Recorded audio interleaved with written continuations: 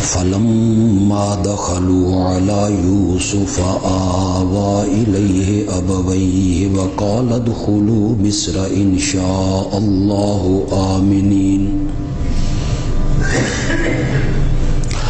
ورفع أبويه على العرش وخروا له سجدا وقال يا أبت هذا تأويل رؤياي من قبل قد جعلها ربي حقا وقد أحسن بي إذ أخرجني من السجن وجاء بكم من البدو من بعد أن نزغ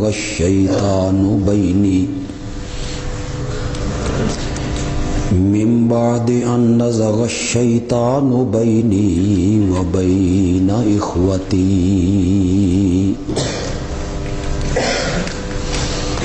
إن ربي لطيف لما يشاء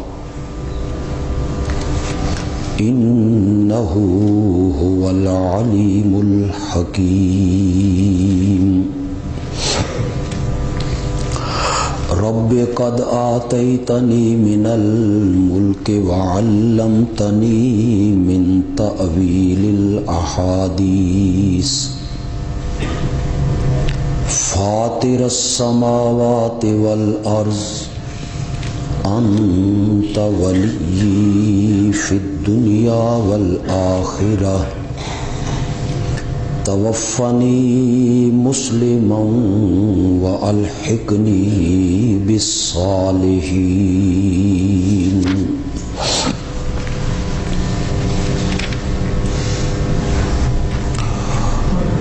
اور پھر جب سارے گھر والے یوسف پر داخل ہوئے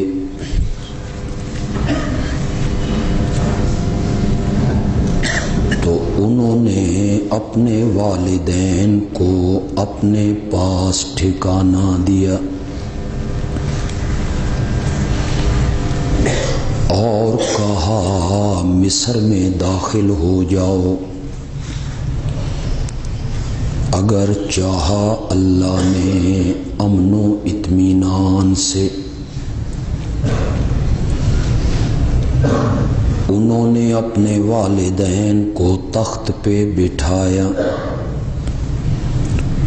اور وہ سارے یوسف کے آگے سجدہ ریز ہو گئے۔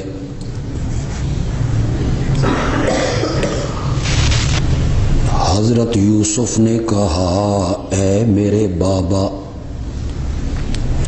یہ ہے تعبیر میرے اس خواب کی جو میں نے پہلے دیکھا تھا۔ میرے رب نے اسے سچا کر دکھایا اور مجھ پہ اس نے احسان کیا جب مجھے قید خانے سے نکالا اور تمہیں دیہات سے شہر میں لے آیا۔ بعد اس کے کہ شیطان نے میرے درمیان اور میرے بھائیوں کے درمیان فساد ڈال دیا تھا،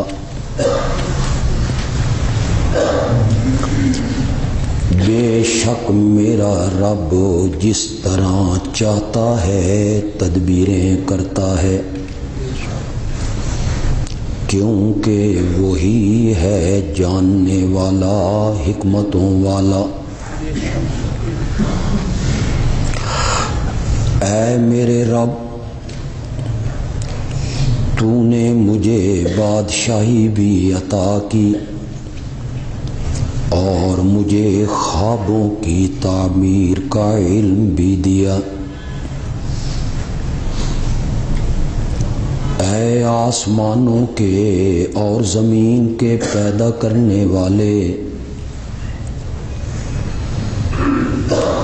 تو ہی میرا کار ساز ہے دنیا میں بھی اور آخرت میں بھی۔ مجھے فرما بردار مارنا اور مجھے صالحین کی جماعت کے ساتھ شامل کر دینا۔ اللہم صلی علی سیدنا و مولانا محمد النبی الامی وعلی آلہ و اصحابہ و ازواجہ و اہل بیتہ وبارک وسلم ثم صلی علیہ۔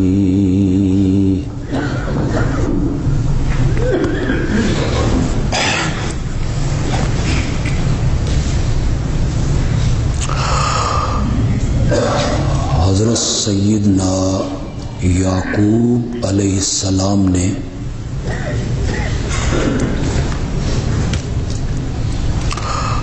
اپنے بیٹوں کو حکم دیا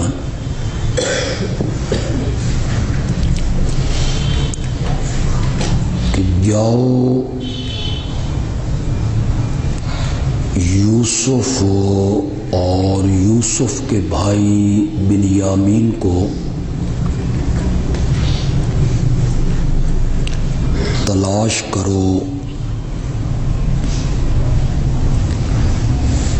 اللہ کی رحمت سے نا امید نہ ہو، کیونکہ اللہ کی رحمت سے مومن نا امید نہیں ہوتے۔ یہ شیوا کفار کا ہے۔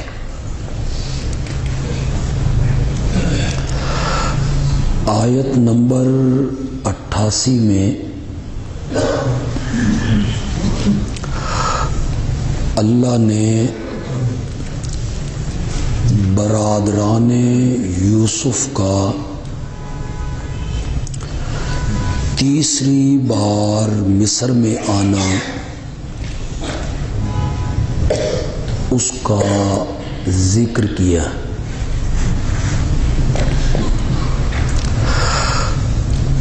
اس دفعہ انہوں نے حضرت یوسف کے سامنے اپنی مسکینی، اپنی حاجت مندی، اپنی غربت اور اپنے فقر کو بڑے عجیب انداز میں پیش کیا، جسے سن کے حضرت یوسف علیہ السلام ان کا دل بھی پسیج گیا۔ کہتے ہیں یا ایھا العزیزو، اے عزیز مصر، مسنا و اہلنا الضر، ہمیں اور ہمارے اہل و عیال کو بڑی تکلیف، بڑی مصیبت اور بڑے دکھ کا سامنا ہے۔ وجئنا ببضاعۃ مزجاۃ، ہم ناقص تھوڑی سی پونجی سرمایہ لائے ہیں، فَأَوْفِ لَنَا الْكَيْلَ وَتَصَدَّقْ عَلَيْنَا۔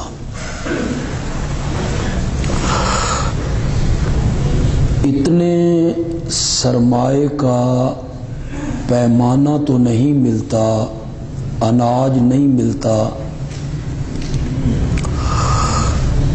تو ہمیں پورا ماپ دے دے اس کھوٹی پونجی، معمولی سرمایہ، ناقص سرمایے کے بدلے۔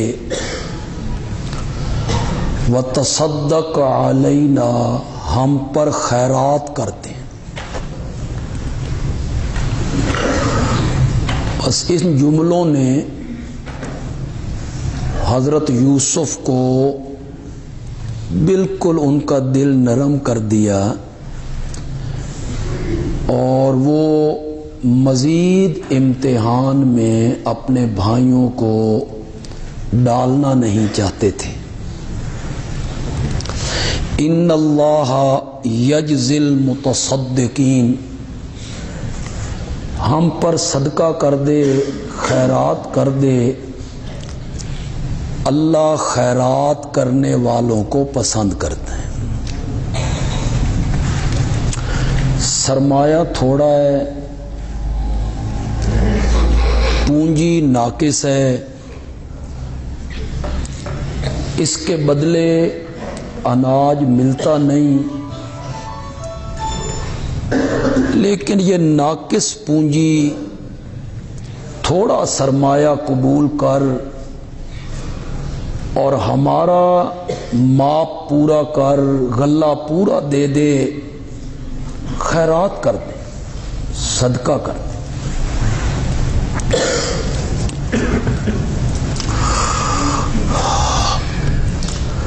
بعض علماء بعض آیتوں کو بڑے خوبصورت انداز سے اپنے حالات پہ فٹ کرتے ہیں۔ اہل حدیث مکتب فکر کے ایک عالم ہوئے ہیں، پروفیسر محمد ابو بکر۔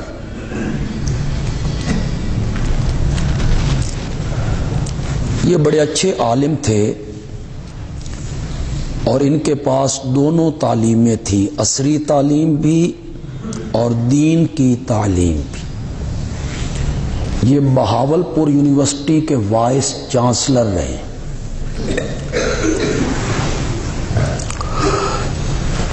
ان کے متعلق لکھا ہے، انہوں نے خود لکھا ہے کہ جب میں حج کرنے گیا اور میں ملتزم پہ آیا تو ملتزم کے ساتھ چمٹ کے میں نے اپنے رب کے سامنے یہی آیت پڑھی، جینا ببضاعۃ مزجاۃ فأوف لنا الکیل۔ میرے پاس پونجی سرمایہ تو کھوٹا ہے، نیکیاں میرے پاس نہیں ہیں، تو رحمت کر اور پیمانہ میرا بھر دے۔ جب بھائیوں نے اتنی عاجزی، مسکینی، فقر، صدقہ، خیرات، اس طرح کی بات کی تو حضرت یوسف نے فرمایا، حل علمتم ما فعلتم بیوسف، کیا تم جانتے ہو کہ تم نے یوسف کے ساتھ کیا کیا تھا؟ وَأَخِيهِ، اور اس کے بھائی کے ساتھ کیا کیا تھا؟ اذ انتم جاہلون، جب تم نادان تھے۔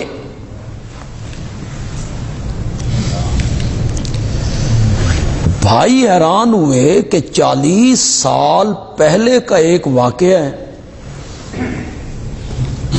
اور جب ہم نے یوسف کو کنویں میں ڈالا ہے تو ہمارے سوا وہاں موجود کوئی نہیں، اس واقعہ کا کسی کو علم نہیں،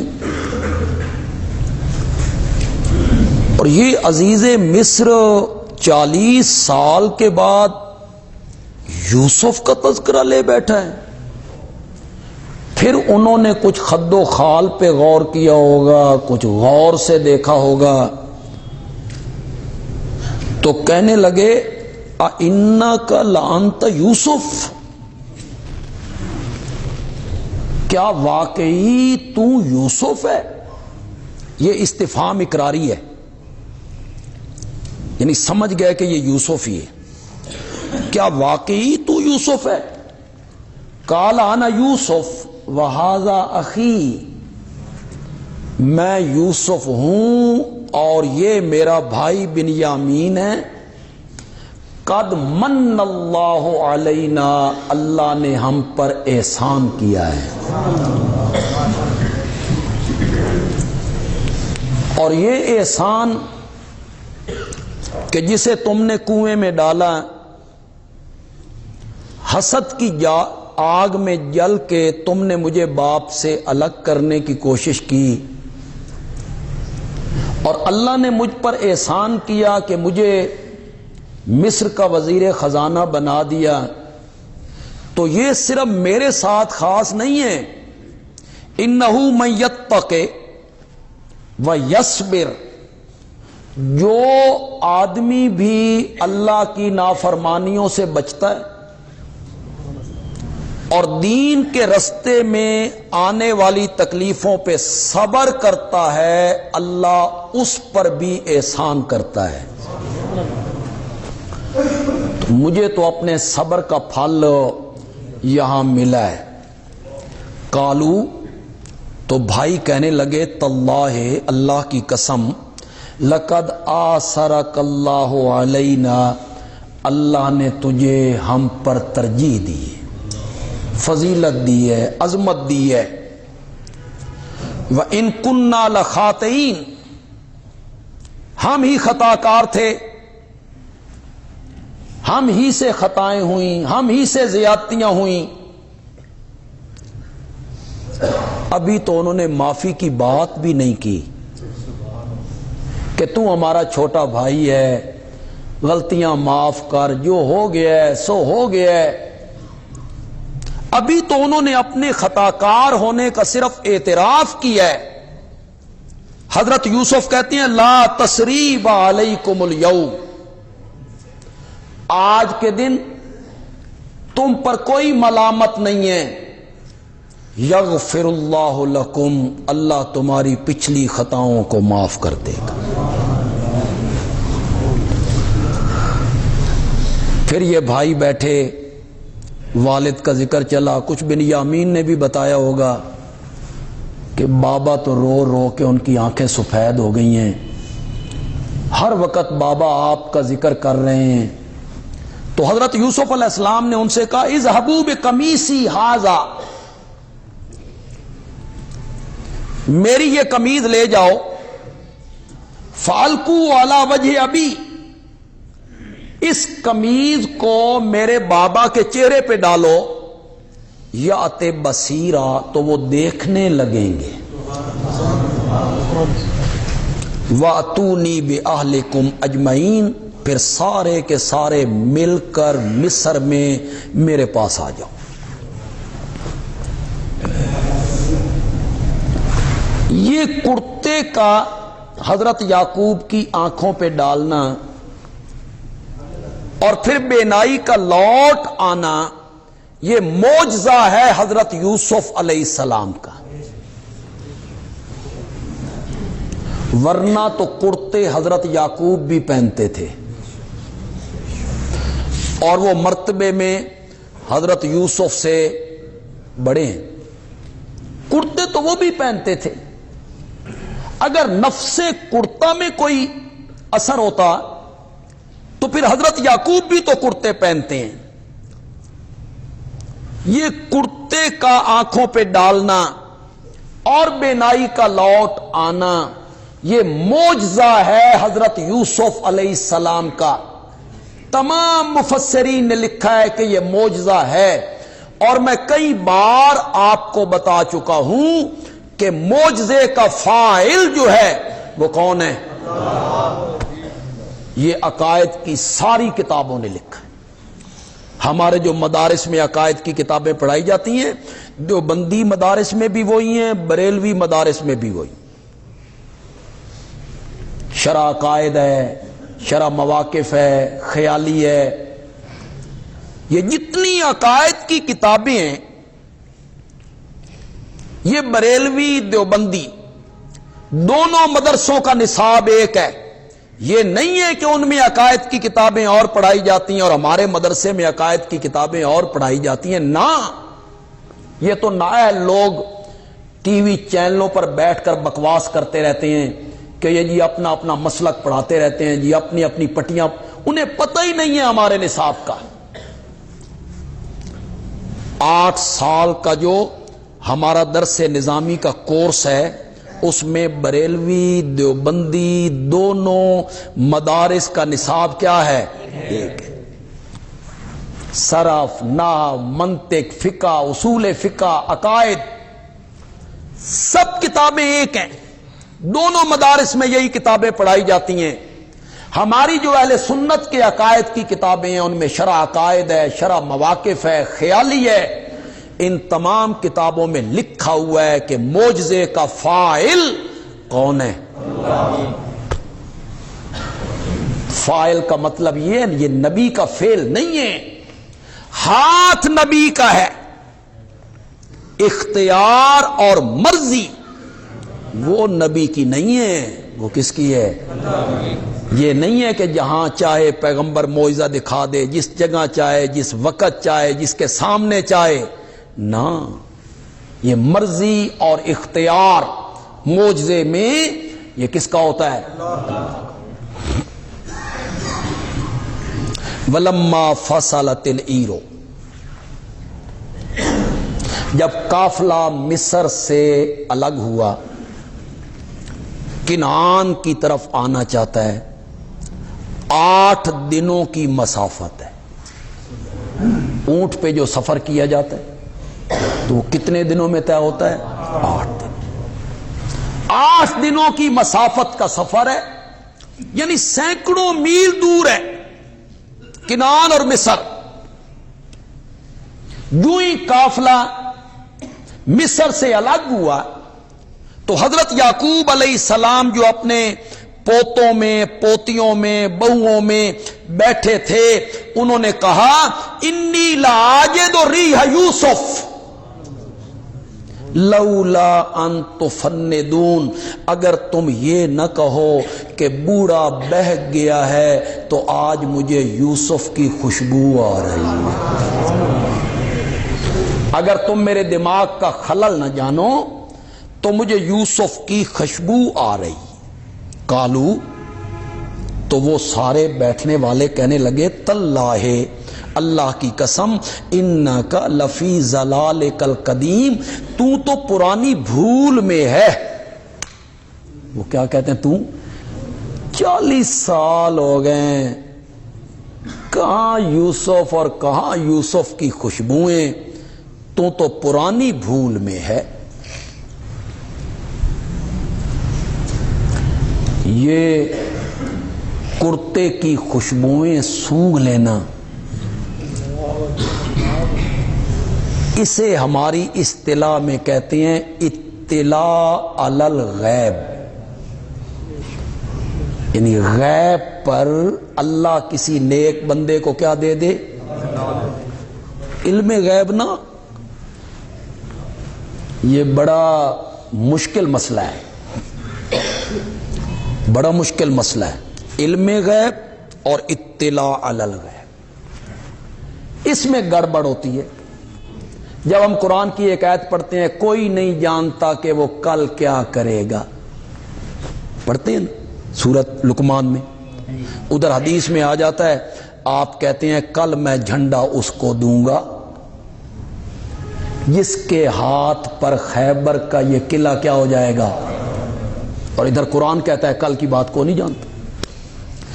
قرآن سورۃ لقمان کے آخر میں کہتا ہے کوئی نہیں جانتا کہ وہ کہاں مرے گا.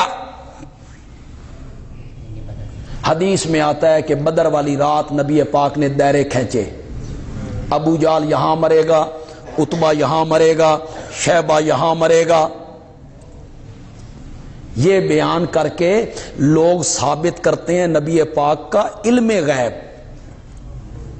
کہ آپ عالم الغیب ہیں، آپ کل کی بات جانتے ہیں، آپ لوگوں کے مرنے کی جگہ جانتے ہیں، یہ لوگ ثابت کرتے رہتے ہیں۔ تو سنیے گا، ایک ہے علم غیب، ایک ہے اطلاع علی الغیب، ان دونوں میں بڑا فرق ہے، اور یہ فرق بس سمجھا ہے مولانا حسین علی نے،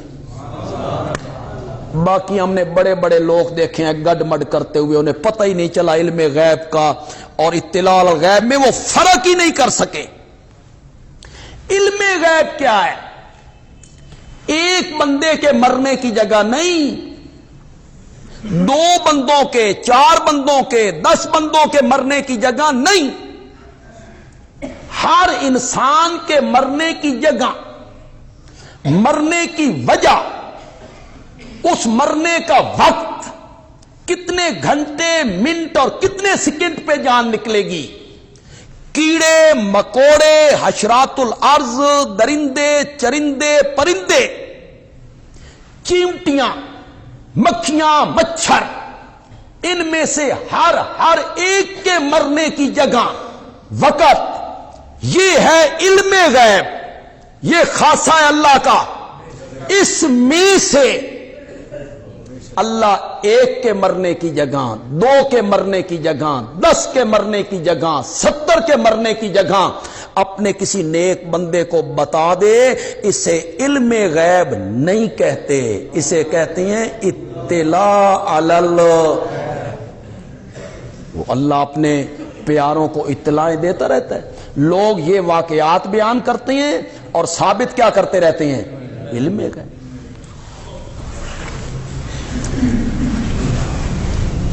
تو اللہ تعالی نے اطلاع دی، انا للہ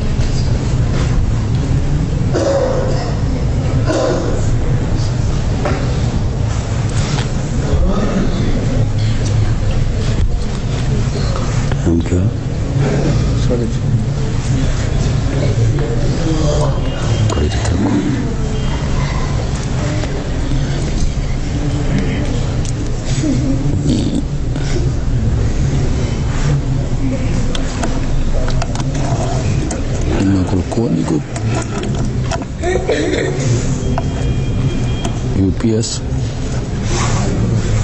تھوڑی گھڑی اگے تے نہیں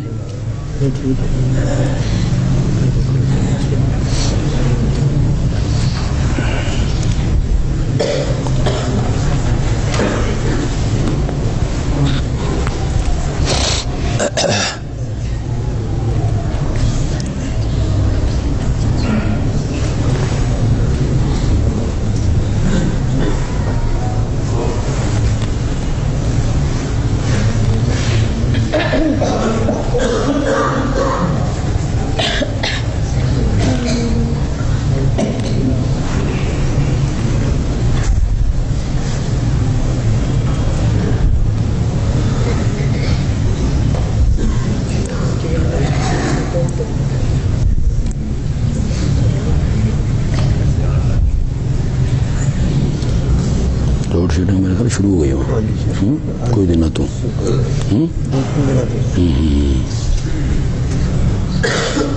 سن گھر پتہ نہیں لگتا UPS سے نا پتہ نہیں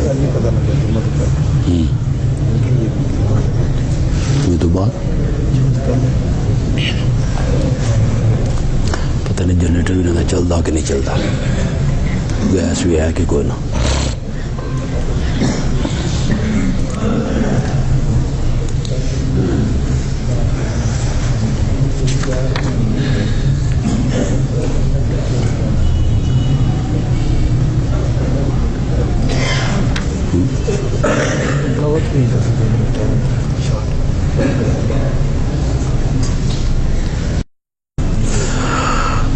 سبحان اللہ.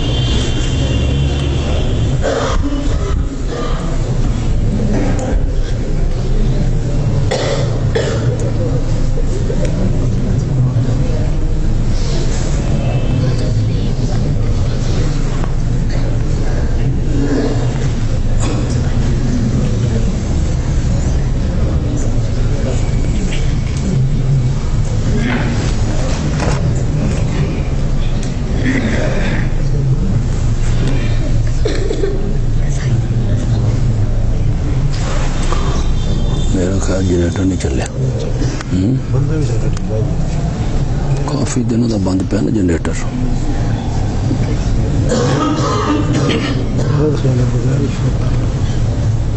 ادھر کی روشنی ہوئی.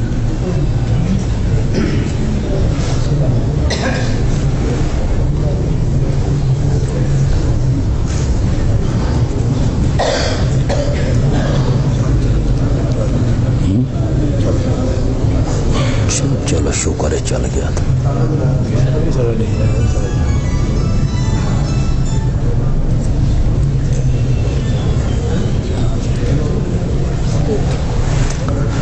ہاں جی سلیم صاحب نہیں چلیا؟ ہاں جی نہیں چلے نا. ہاں کافی دیر چلیا نہیں نا.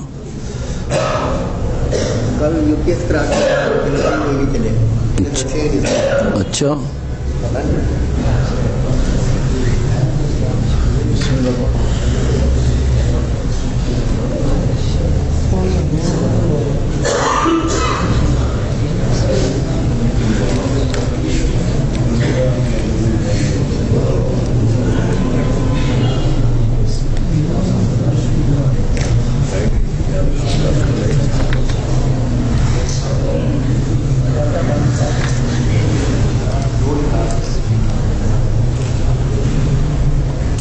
ساڈے خادم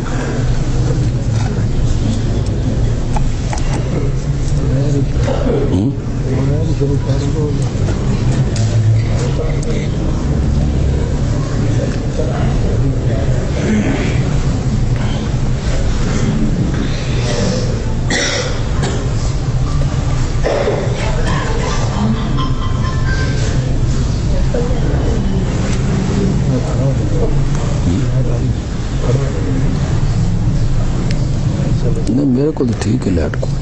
یہ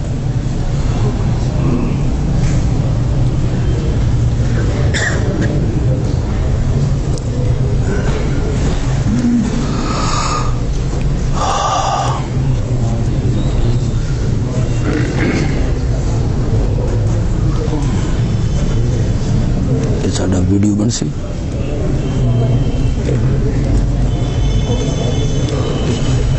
نہیں بنے گی. تھوڑے چہرے نظر آ رہے ہیں. اب شروع کر دو گیسٹ ہونا ہے نہیں. تھوڑی حکومت ہے. ٹھیک ہو گیا.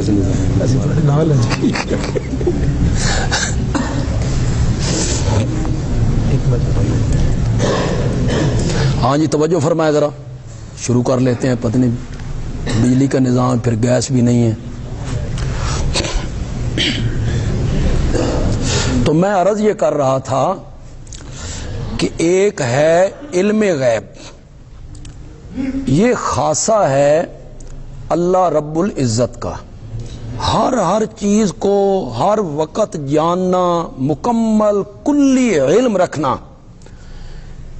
اس میں سے اللہ کسی ایک چیز کے بارے میں، 2 چیزوں کے بارے میں، 10 چیزوں کے بارے میں، 100 چیزوں کے بارے میں اللہ اپنے نیک بندوں کو اطلاع دے دے، اس سے ہمیں انکار نہیں ہے، لیکن اسے علم غیب نہیں کہیں گے، اسے کہیں گے اطلاع علی الغیب۔ دونوں آنکھیں اگر ہم کھلی رکھیں تو جو لوگ کرتے کی خوشبو جو مصر سے چلا اور حضرت یعقوب نے کنعان میں محسوس کی، جو لوگ اس سے حضرت یعقوب کا عالم الغیب ہونا ثابت کرتے ہیں، تو پھر سوال یہ پیدا ہوتا ہے کہ کنعان کے کنویں میں 3 دن حضرت یوسف علیہ السلام پڑے رہے ہیں، تو کیا کوئی بندہ یہ کہہ سکتا ہے کہ حضرت یعقوب علیہ السلام کو پتا تھا، علم تھا، وہ اپنے بیٹے کو جانتے تھے، انہوں نے جان بوجھ کے اپنے بیٹے کو کنویں سے نہیں نکالا؟ کوئی آدمی اس کا تصور کر سکتا ہے؟ تو دونوں آنکھیں کھلی رکھیں گے، اللہ نہ بتائے تو 3 میل کے فاصلے پر کنعان کے کنویں میں پڑے ہوئے یوسف کا پتہ نہ چلے، اور اللہ اطلاع دینے پہ آئے، بتانے پہ آئے، تو کرتا مصر سے چلے اور کنعان میں بیٹھے ہوئے یعقوب تک اس کرتے کی خوشبوئیں پہنچ جائیں۔ حضرت شیخ سعدی رحمت اللہ علیہ نے اسے بڑے خوبصورت انداز میں بیان کیا، یکے پرسید زاں گم کردہ فرزند کہ اے روشن گوہر پیرے خردمند، زے مصرش بوئے پیراہن شمیدی، چرادر چاہے کنعانش ندیدی، بگفتہ والے ماں برکے جہانست، دمے پیدا و دیگر دم نہانست، گہے بر تارم آلا نشینیم، گہے بر پشت پائے خود نبینیم۔ حضرت یعقوب سے کسی نے پوچھا کہ آپ نے مصر سے چلنے والے کرتے کی خوشبوئیں سونگھ لی اور کنعان کے کنویں میں پڑے ہوئے یوسف کو آپ نہ دیکھ سکے؟ تو حضرت سلیمان نے کہا، حضرت یعقوب نے کہا، ہماری حالت تو آسمان میں بادلوں میں بجلی کے چمکنے کی طرح ہے، جب بجلی چمکتی ہے تو ساری چیزیں روشن ہو جاتی ہیں، اور جب بجلی چمکنا بند کر جاتی ہے تو ہاتھ پہ ہاتھ سجھائی نہیں دیتا۔ اگر وحی الہی کی بجلی چمک پڑے تو ہم عرش کی باتیں جان لیا کرتے ہیں، اور اگر بجلی وحی الہی کی نہ چمکے تو ہمیں پاؤں کی پشت کا بھی پتہ نہیں ہوتا ہے۔ تو یہ کرتے کی خوشبوؤں کا آ جانا اور محسوس ہو جانا اور پتہ چل جانا، اسے علم غیب نہیں کہیں گے، اسے کیا کہیں گے؟ اطلاع علی الغیب۔ چنانچہ وہ خوشخبری لانے والا آیا، کرتا آ گیا، حضرت یعقوب علیہ السلام کے چہرے پہ ڈالا گیا، حضرت یعقوب دیکھنے والے ہو گئے، فرتدہ بصیرا۔ دیکھیں آج حضرت یعقوب علیہ السلام پر 2 بڑے انعام ہوئے ہیں اور بہت عظیم نعمتیں ہوئی ہیں، جن کے تصور سے بھی بندہ حیران ہو جاتا ہے۔ پہلا انعام یہ ہوا کہ 40 سال کے بعد حضرت یعقوب کو پتا چلا کہ میرا یوسف زندہ ہے۔ ایک باپ جس کا بیٹا 40 سال سے جدا ہو، اسے پتا چلے کہ میرا بیٹا زندہ ہے اور میرا بیٹا عزیز مصر ہے، زندہ بھی ہے، عزیز مصر بھی ہے، ایک خوشی یہ۔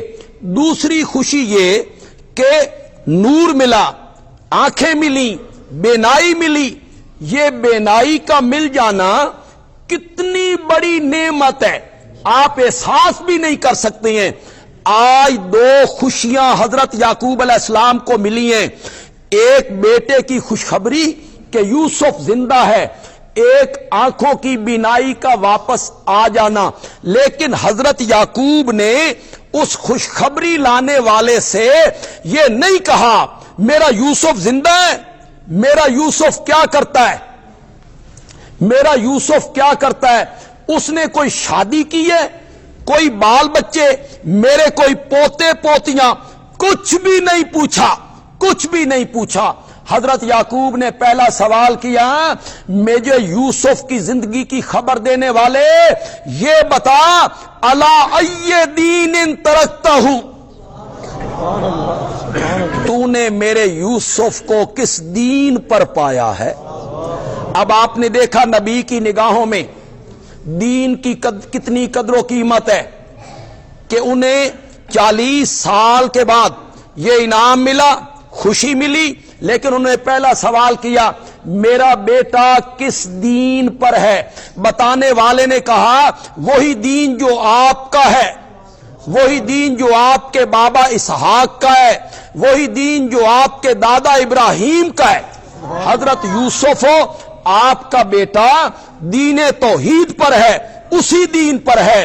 امام راضی اپنی تفسیر میں اسے لے کے آئے ہیں، جب حضرت یعقوب علیہ السلام کو یہ پتا چلا کہ میرا یوسف دین فطرت پر ہے، دین ابراہیمی پر ہے، تو حضرت یعقوب نے فرمایا الان تمت النعمت، ہن نعمت پوری ہوئی نا۔ بیٹے کی زندگی کی خوشخبری ملی تو نعمت پوری نہیں ہوئی ہے، بیٹائی واپس آ گئی ہے تو نعمت پوری نہیں ہوئی۔ نعمت اس وقت پوری ہوئی جب حضرت یعقوب کو بتایا گیا کہ تیرا بیٹا دین ابراہیمی پر ہے۔ چنانچہ حضرت یوسف علیہ السلام نے اپنے بھائیوں سے کہا تھا کہ سارے گھر والے وہ دیہات کی زندگی چھوڑ کر میرے پاس یہاں آ جاؤ۔ چنانچہ سارے گھر والے، بھائی بھی، والد صاحب بھی، والدہ بھی اب مصر پہنچ گئے ہیں جی۔ یہ جہاں ہم نے تلاوت کی تھی آیت نمبر 99، فلما دخلوا علی یوسف، جب یہ پہنچے تو حضرت یوسف نے مصر سے باہر نکل کے اپنے والدین کا استقبال کیا ہے جی۔ تبھی تو وہ کہہ رہے ہیں نا ادخلوا مصر، مصر میں داخل ہو، وہ شہر میں داخل ہو، یہ باہر نکل کے اپنے والدین کا احتراماً استقبال کرتے ہیں اور کہتے ہیں مصر میں آ جاؤ، امن و اطمینان سے یہاں رہو۔ ورفع ابویہ علی العرش، اور انہوں نے اپنے ماں باپ کو اپنے ساتھ تخت پہ بٹھا لیا، جس تخت پہ وہ بیٹھا کرتے تھے اپنے والدین کو تخت پہ بٹھایا۔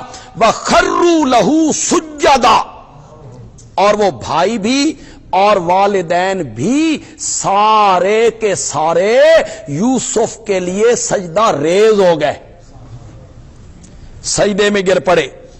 کالا، حضرت یوسف نے کہا یا ابت، اے میرے بابا، ھذا تاویل رؤیا، یہ ہے تعبیر میرے خواب کی جو میں نے بچپن میں دیکھا تھا۔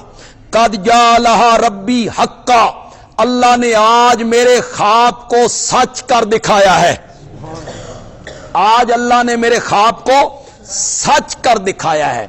دیکھیے کئی لوگوں کو یہاں مغالطہ لگا کہ بھائیوں نے یوسف کا سجدہ کیا تھا اور حضرت یوسف کے والدین نے حضرت یوسف کا سجدہ کیا تھا، سجدہ ریز ہوئے تھے، اور کئی لوگوں کو دھوکہ لگا کہ فرشتوں نے آدم کا سجدہ کیا تھا، تو یہ ہمارے لیے دلیل ہے کہ ہم بزرگوں کے سامنے سجدہ ریز ہوں، ان کے قدموں میں سر رکھیں، ان کی قبروں کی چوکھٹ پر ہم سجدے کریں، اور اس کو وہ بطور دلیل پیش کرتے ہیں۔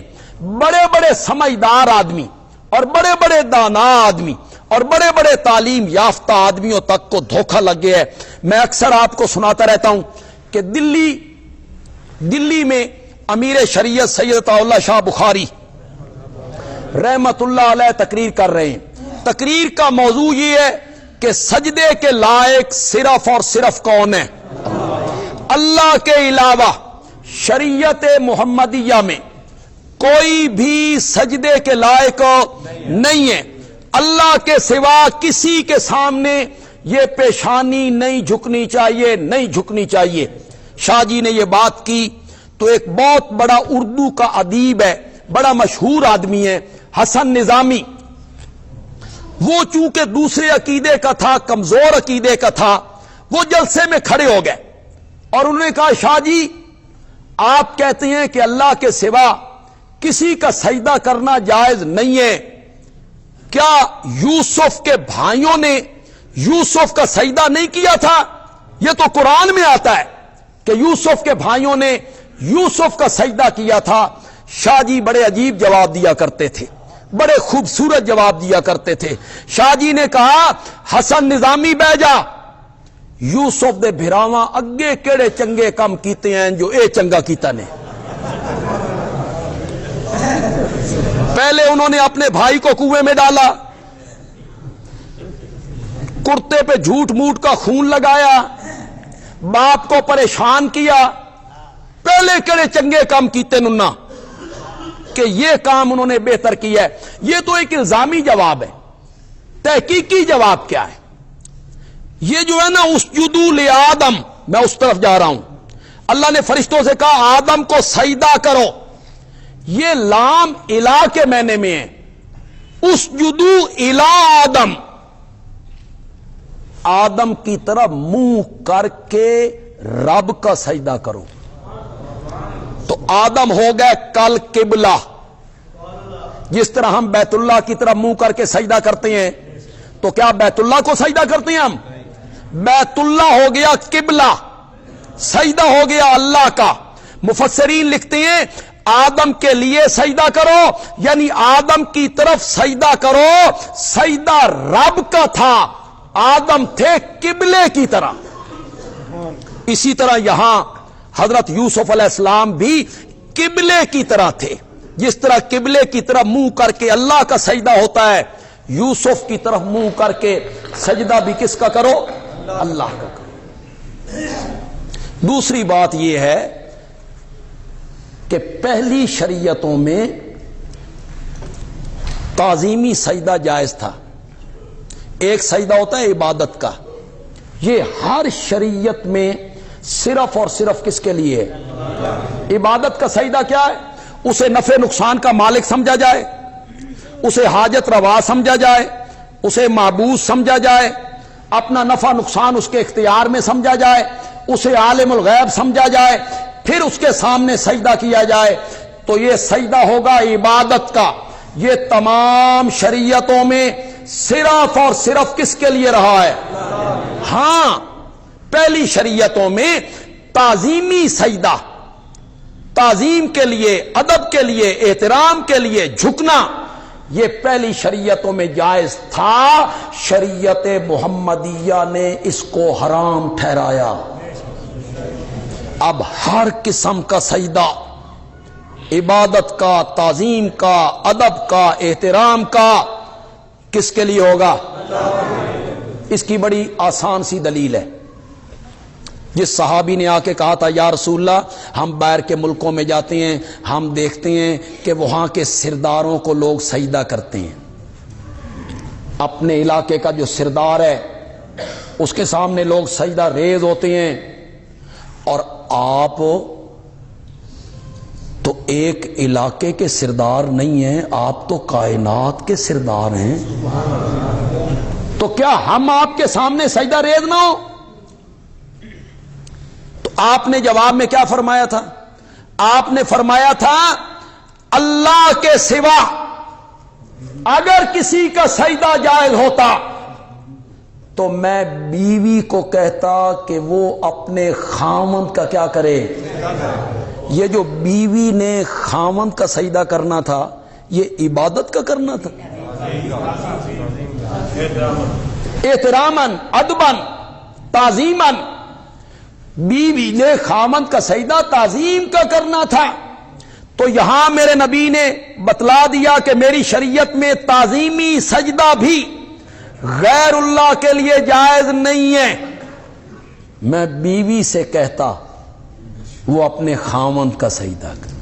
یہاں میں ایک بات کہا کرتا ہوں, مفہوم تو یہی ہے لیکن میں اسے اپنے رنگ میں بیان کرتا ہوں. تو کہتا ہے کہ تو میرا سجدہ کرے, اس صحابی نے کہا تھا نا آپ کے سامنے سجدہ کریں. تو کہتا ہے کہ تو میرا سجدہ کرے, اگر اللہ کے سوا کسی کا سجدہ جائز ہوتا تو پھر میں عائشہ کو کہتا کہ محمد کا سجدہ کرے, پھر میں حفصہ کو کہتا کہ محمد کا سجدہ کرے, پھر میں جویریہ کو کہتا کہ محمد کا سجدہ کرے, پھر میں زینب کو کہتا کہ محمد کا سجدہ کرے صلی اللہ علیہ وسلم. لیکن میری شریعت میں اللہ کے سوا کسی کا سجدہ جائز. ایک جملہ اکثر کہا کرتا ہوں, کوئی نئے لوگ آئے ہیں اس جملے سے لطف اندوز ہوں گے, امید ہے میری تائید کریں گے. انہیں اختلاف کرنے کا بھی حق ہے. میں کوئی اپنی رائے ٹھونسنا نہیں چاہتا کہ آپ میری رائے کو مانیں, میری رائے حتمی ہے. آپ اختلاف بھی کر سکتے ہیں لیکن آپ کے لیے اختلاف کرنا ہوگا بڑا مشکل ہوگا. میں کہتا ہوں اس پیشانی کو اللہ کے سوا کسی اور کے سامنے جھکانا انسانیت کی تذلیل ہے. بولو اختلاف کر سکتے ہو تو کرو اختلاف. اشرف المخلوقات ہو, اپنے جیسے انسانوں کے سامنے جھک جائے, درختوں کے سامنے جھک جائے, پتھروں کے سامنے جھک جائے, قبروں کے سامنے جھک جائے, سورج کے سامنے جھک جائے, آگ کے سامنے جھک جائے, انسانیت کی تذلیل ہے شریعت محمدیہ. دوسری بات کہنا چاہتا ہوں, دوسرا تجزیہ کرنا چاہتا ہوں, اس میں بھی آپ میرے ساتھ اختلاف کر سکتے ہیں لیکن اختلاف کرنا آپ کے لیے بڑا مشکل ہوگا. اسلام کی سب سے بڑی خوبی یہی ہے کہ وہ لوگوں کی پیشانیاں در در سے ہٹا کے ایک کے دروازے پہ جھکے. خوبی اسلام کی ہے. اسلام کی میں نے آپ کو کہ غازی احمد کا واقعہ میں نے آپ کو اتنی مرتبہ سنایا, وہ جو ہندو سے مسلمان ہوا تھا, یہ بچھال کلاں غازی احمد پرنسپل ریٹائر ہوئے. یہ مولانا حسین علی کے مرید تھے, حضرت قاضی شمس الدین رحمۃ اللہ علیہ کے شاگرد تھے, حضرت شیخ القرآن سے دورہ تفسیر پڑھا تھا. غازی احمد میری بھی ان سے ملاقات ہوئی, ہمارے معاویہ مسجد میں ایک جمعہ بھی پڑھا کے گئے. انہوں نے اپنی کتاب بھی لکھی ہے من الظلمات الی النور, اندھیروں سے روشنی کا سفر. آپ کے کالج سکول کی لائبریریوں میں یہ کتاب ملتی ہے, اسے پڑھیے گا. غازی احمد کہتا ہے کہ جب انکوائری ہوئی اور اس ٹیچر نے مجھ سے سوال کیا, تو ہندو تو سکھ نہیں ہویا, تو عیسائی نہیں ہویا, تو یہودی نہیں بنیا, مذہب تبدیل کیتے ہی تے مسلمان کیوں بنیا؟ کہتا ہے میں 8ویں جماعت کا طالب علم تھا, 7ویں یا 8ویں کا بچہ تھا. تو نے اور کوئی مذہب اختیار کیوں نہیں کیا؟ اللہ نے میرے ذہن میں جواب ڈالا. میں نے کہا مجھے اسلام کی ایک خوبی نے متاثر کیا کہ یہ لوگوں کی پیشانیاں در در سے ہٹا کے ایک کے در پہ جھکا دے. تو وہ جو انکوائری افیسر تھا وہ آگے سے بولا, اس نے کہا اچھا اسلام پیشانیاں ایک کے سامنے جھکا دیتا ہے, تو سلطان باؤ کدی نہیں گیا, تو بری امام نہیں گیا, علی حجویری کی قبر پہ نہیں گیا, سائیں توکل شاہ امبالے میں جا دیکھ ان کی قبریں, مسلمان کہلانے والے اس کے سامنے سجدہ ریز ہوتے ہیں. تو کہتا ہے اسلام کی یہ بڑی خوبی ہے کہ وہ پیشانیاں ایک کے دروازے پہ جھکا دیتا ہے. جا دیکھ درباروں پہ لوگ پیشانیاں کیسے جھکاتے ہیں.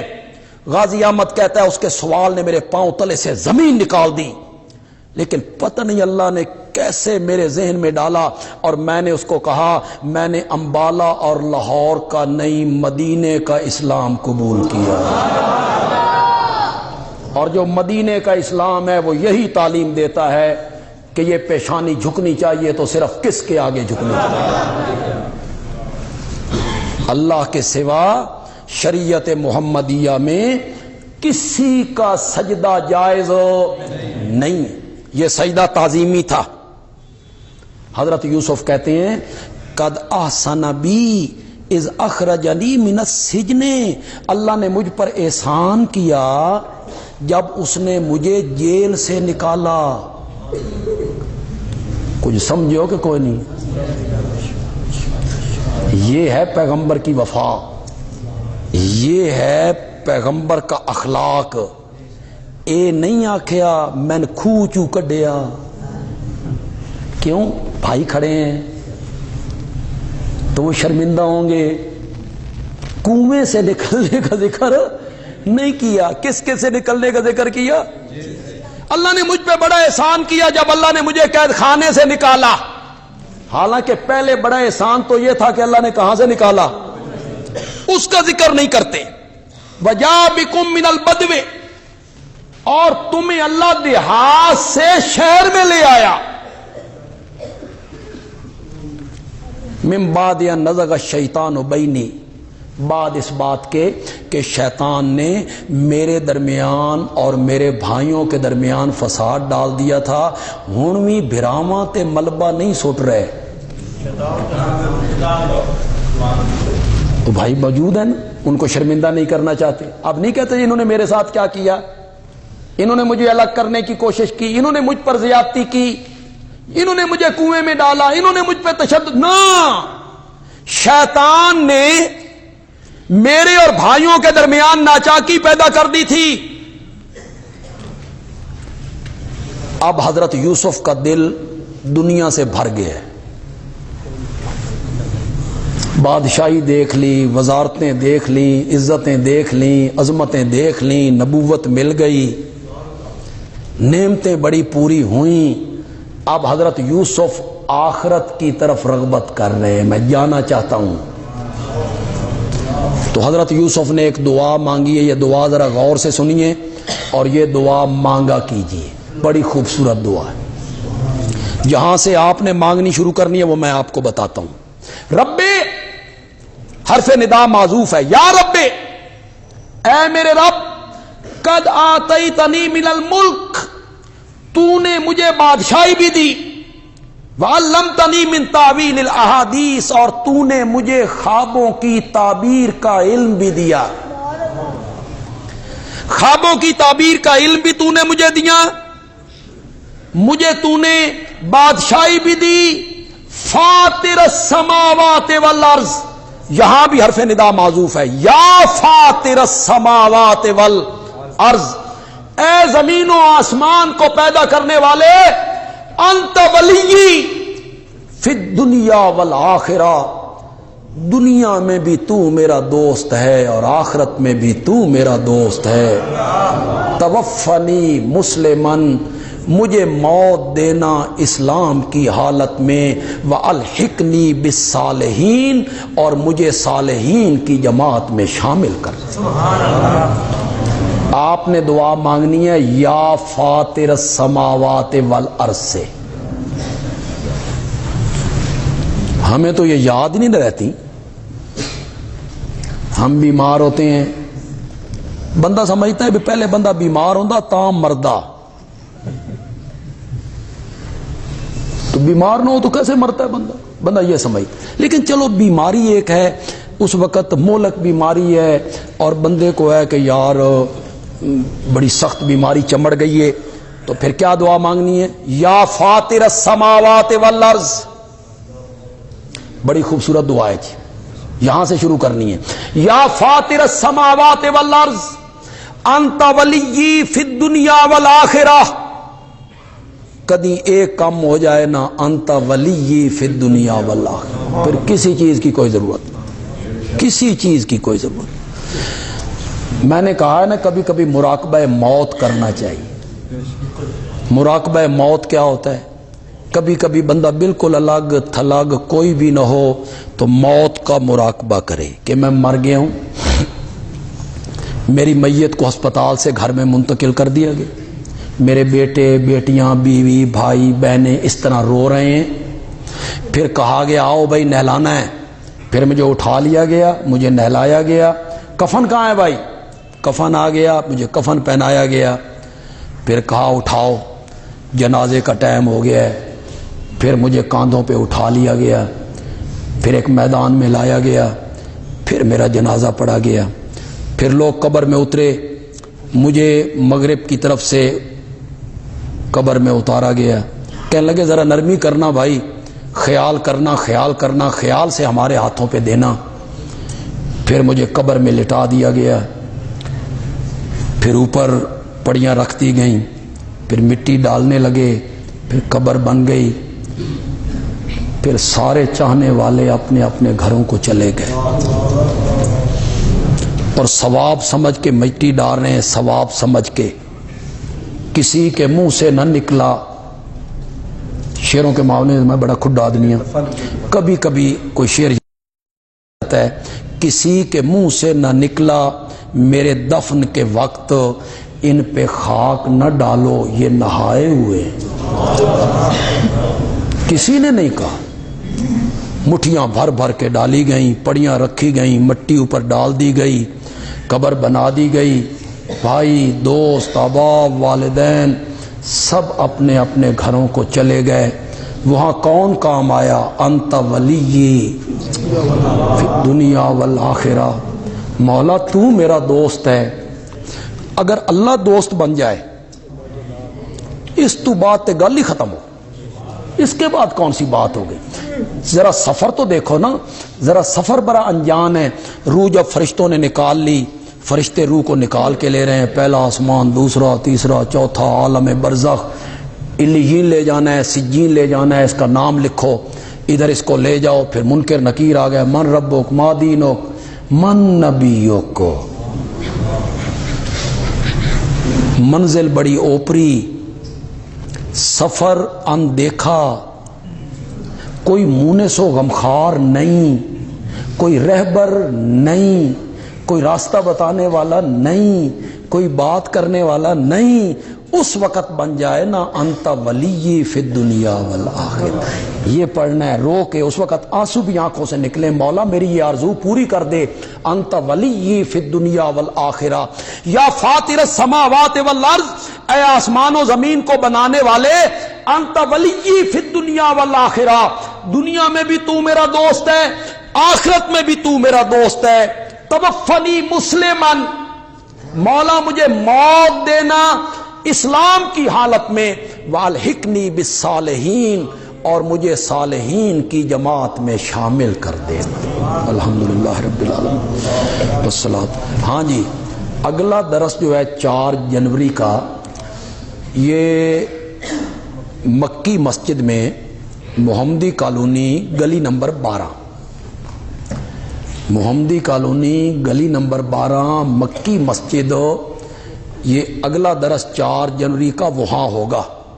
یہ جو 17 block 21 block 12 block 13 block 18 block کے نمازی ہیں اور ہمارے درس سننے والے ہیں, انہوں اگلے جمعے پتہ لگے گا بے دوئی مسیح درس سنن دا کتنا ثواب ہے, کہ وہ یہیں بیٹھ کے سن لیتے ہیں نا. اب ان کی باری ہے کہ وہ یہاں سے چلیں اور اس جگہ پہنچیں. آپ سارے آئیں گے بھائی, جتنے حضرات ہیں. 12 نمبر گلی مکی مسجد محمدی کالونی میں مغرب کی نماز کے بعد. اور وہاں میں نے سورۃ البقرہ کا خلاصہ بیان کرنا ہے. 40 رکوع ہیں سورۃ بقرہ کے. ان 40 رکوعوں کا خلاصہ کیا ہے, اللہ نے سورۃ بقرہ میں کیا کہا ہے. آپ تمام حضرات ذوق و شوق سے وہاں شریک ہوں گے جی.